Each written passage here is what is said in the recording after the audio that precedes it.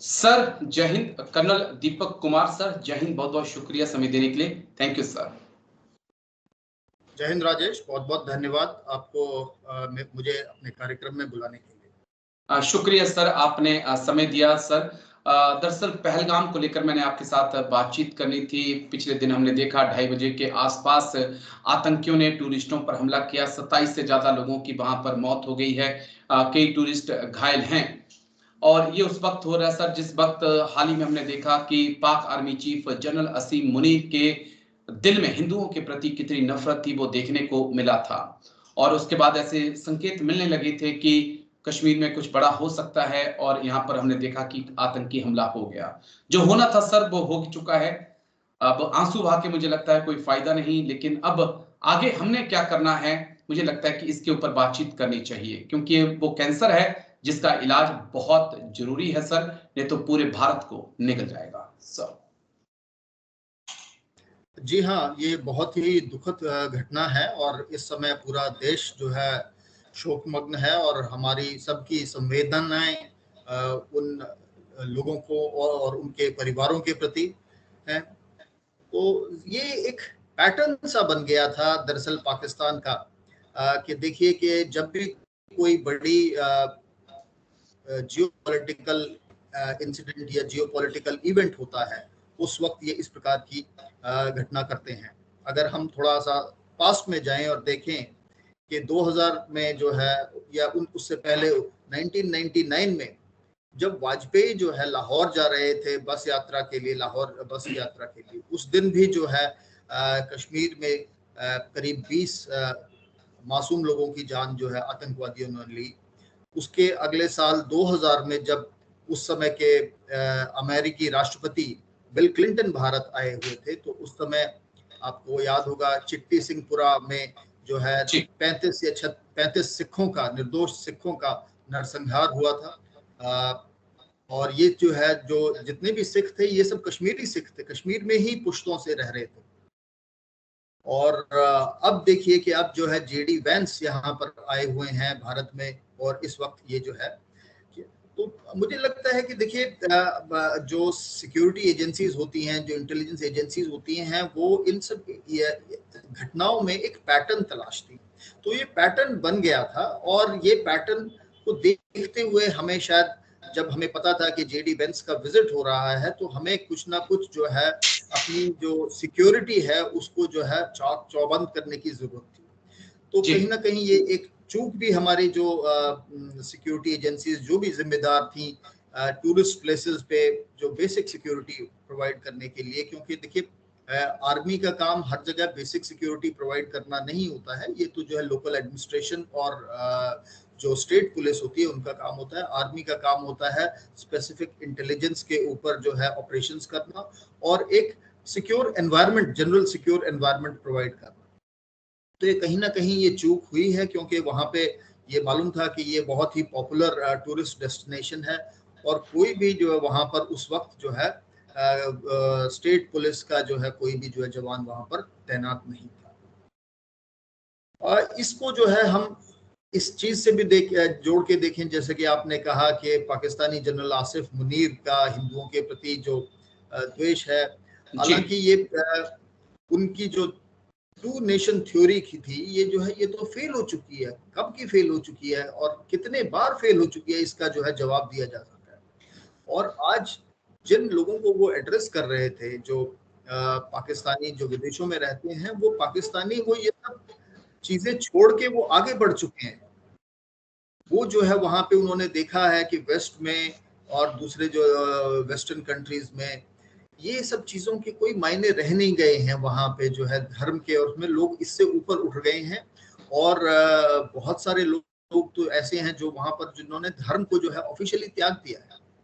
लेकिन देखिए पाकिस्तान आर्मी का एक उनका जो ये बयान था पाकिस्तानी आर्मी का, वो एक तो इस चीज को मैं इस तरीके से देखता हूं कि एक तो पाकिस्तानी आर्मी बहुत अनपॉपुलर हो गई है वहां पर इस वक्त पिछले चंद एक सालों में, जब से उन्होंने पॉलिटिक्स में इमरान खान को जो है नजरबंद किया है और जो एक शैम इलेक्शन क्रिएट करके एक जो है नई सरकार का गठन किया है। उसके बाद से जितने वहां पर जो है बलोच विद्रोहियों के अटैक हो रहे हैं, टीटीपी के विद्रोहियों के अटैक हो रहे हैं, उससे उनकी जो है पॉपुलैरिटी बहुत गिर गई। तो ये जो एक हिंदू और मुस्लिम का और इंडिया का जो है एक रेफरेंस देके वो एक तरीके से अपनी पॉपुलैरिटी को कम करने के लिए जो है ये एक उनका कदम था, और ये शायद एक इशारा भी था, क्योंकि उन्होंने कहा कि कश्मीर जो है पाकिस्तान की जो है शाहरग है।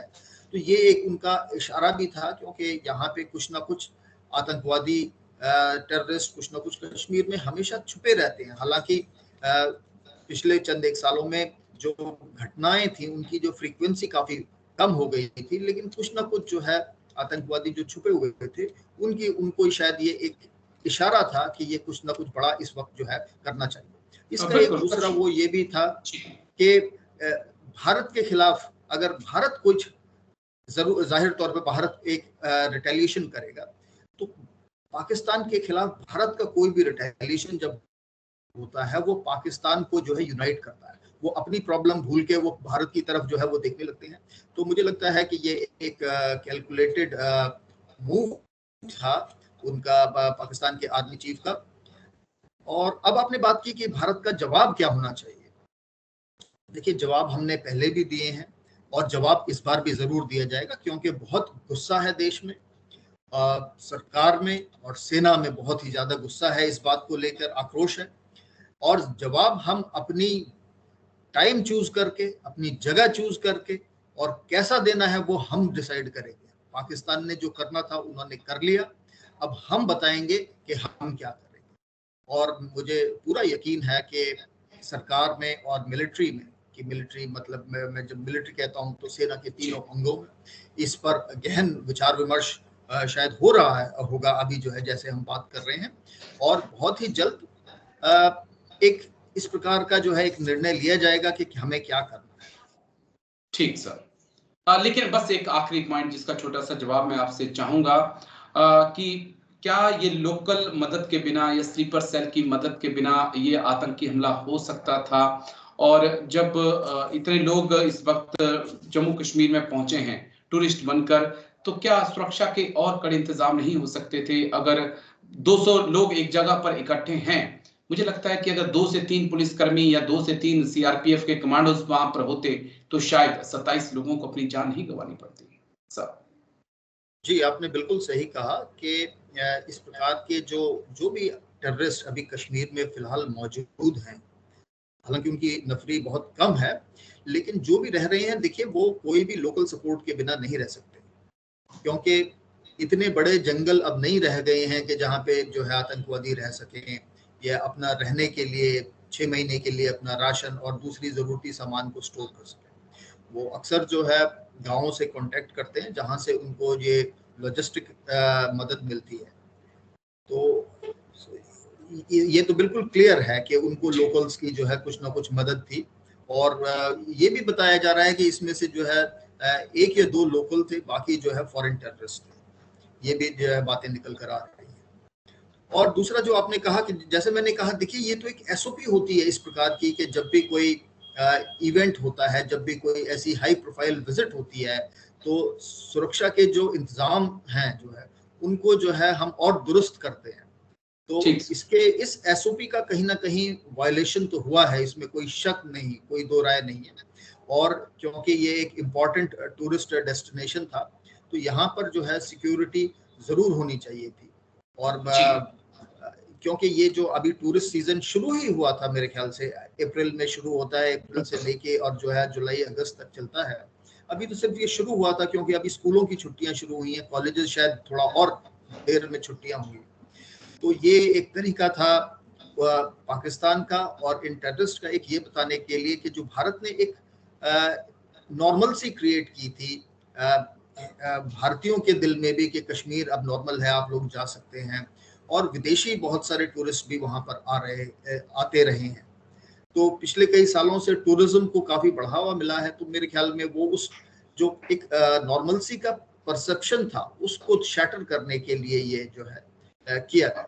लेकिन अब बस यही देखना जरूरी है कि भारत का रिएक्शन क्या होता है, भारत का पलटकर एक्शन क्या होता है, क्योंकि बहुत जरूरी है सर, क्योंकि रेड लाइन अब क्रॉस हो चुकी है और हम उम्मीद करते हैं कि भारत सरकार जरूर कुछ कड़े और बड़े कदम उठाएगी। लेकिन शुक्रिया कर्नल दीपक कुमार सर, आप आए और बेहद सेंसिटिव मुद्दे पर आपने बात रखी, इसके लिए दिल से बहुत बहुत शुक्रिया सर। Thank you. जय हिंद। Thank you sir. जय